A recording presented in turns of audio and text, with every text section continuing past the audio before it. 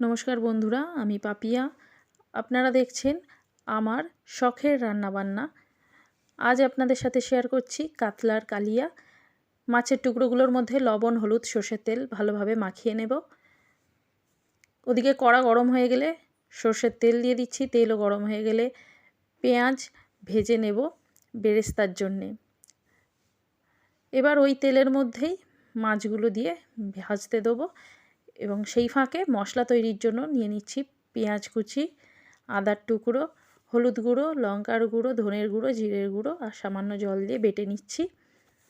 মাছগুলো দেখুন সুন্দর ভাজা হয়ে গেছে, এবার তুলে নেব। এবার ওই তেলের মধ্যেই শুকনো লঙ্কা, তেজপাতা, গরম মশলা, জিরে ফোড়ন দিয়ে বেটে রাখা মশলা দিয়ে দেব। মশলা দিয়ে ভালোভাবে কষিয়ে নেব এবং স্বাদমতো লবণ আর চিনি দিয়ে দেব। ফাটিয়ে রাখা টক দই দিয়ে আবারও একটু কষিয়ে নেব।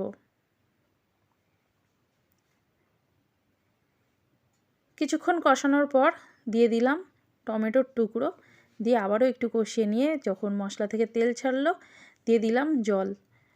ঝোলটা ফুটে উঠলে ভেজে রাখা মাছগুলো দিয়ে দিয়েছি আর উপর থেকে দিয়ে দিলাম বেরেস্তা। সাথে দেব চিড়ে রাখা কাঁচা লঙ্কা।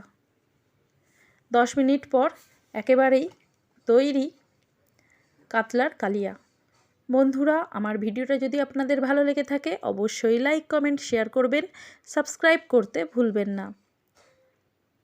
আর আপনারা অবশ্যই এইভাবে বানিয়ে দেখতে পারেন। আশা করি আপনাদের ভালো লাগবে। ধন্যবাদ।